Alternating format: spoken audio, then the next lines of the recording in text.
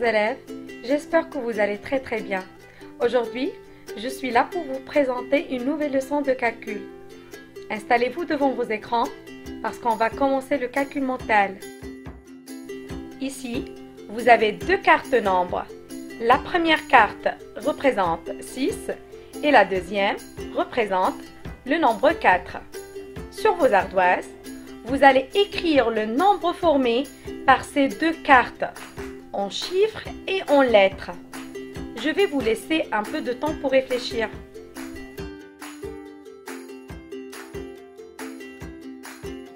Bravo les enfants! Nous avons deux probabilités. La première, c'est de placer la carte du 6 au premier. Et juste après, nous allons placer la carte du 4. Ça va nous donner 64, 6 dizaines et 4 unités. Regardez bien comment je vais écrire ce nombre en lettres. La deuxième probabilité, c'est de placer la carte du 4 au premier et juste après la carte du 6. Ça va nous donner 46. Et par la suite, je vais écrire le nombre en lettres. 46. Maintenant, commençons notre leçon. Notre leçon a pour objectif découvrir les notions de groupe égaux en utilisant l'addition réitérée, découvrir le symbole de la multiplication, lire et écrire la phrase mathématique de la multiplication. Durant les séances précédentes, vous avez déjà découvert les additions avec le signe plus lorsque l'on rajoute et les soustractions avec le signe moins lorsque l'on retire. Commençons par cet exemple. Ici, j'ai des bonbons. Si je veux savoir combien de bonbons j'ai en tout, je dois seulement les compter. 1, 2, 3, 4, 5, 6, 7, 8. Très bien. Nous avons 8 bonbons en tout. Je peux même aussi faire des groupes égaux de bonbons. Donc, chaque groupe va contenir 4 bonbons. Ça veut dire chaque groupe va contenir le même nombre de bonbons. Donc, ici, nous avons 4 plus 4 égale 8. Je viens maintenant de réaliser une addition répétée de groupes égaux. Cette addition se nomme l'addition réitérée.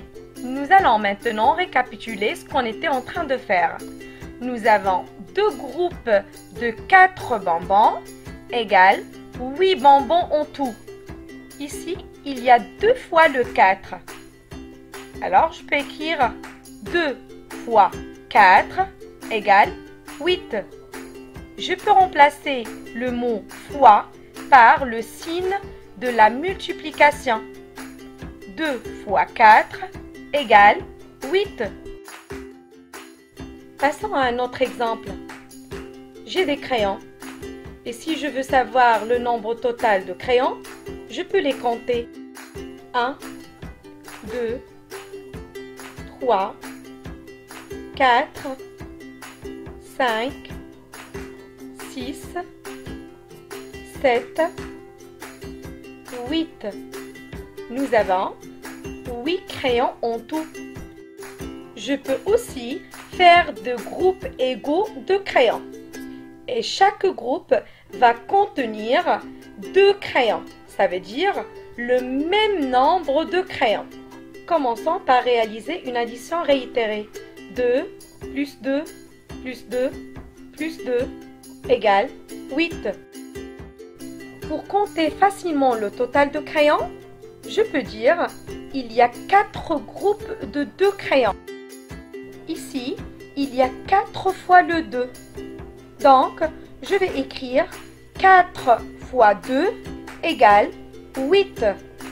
Je peux remplacer le mot fois par le signe de la multiplication et j'écris 4 fois 2 égale 8. Maintenant, mes chers élèves, À vous de jouer.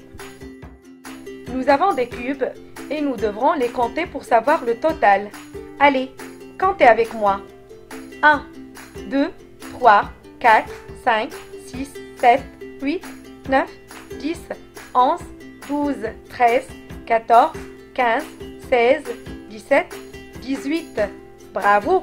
Nous avons 18 cubes. Vous pouvez faire maintenant des tours de 3 cubes, par exemple. Dites-moi alors, qu'est-ce qu'on va écrire? Bravo!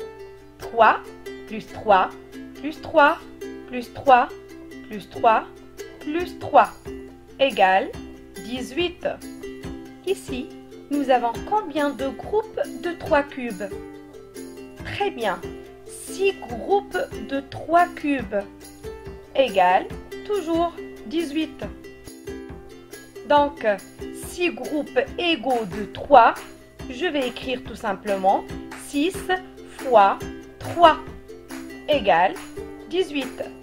Je peux remplacer le mot fois par le signe de la multiplication et ça va être 6 fois 3 égale 18. Ici, on constate que la multiplication est l'opération qui répète plusieurs fois l'ajout d'un même nombre. Le nombre qui se répète ici, c'est le nombre 3. Et lorsqu'on rajoute plusieurs fois le même nombre, on peut remplacer l'addition par une multiplication.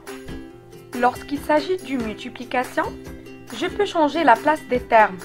Je peux dire 2 fois 4 égale 8. Je peux dire aussi 4 fois 2 égale 8. La même chose pour 6 fois 3. Je peux dire aussi 3 fois 6 égale 18.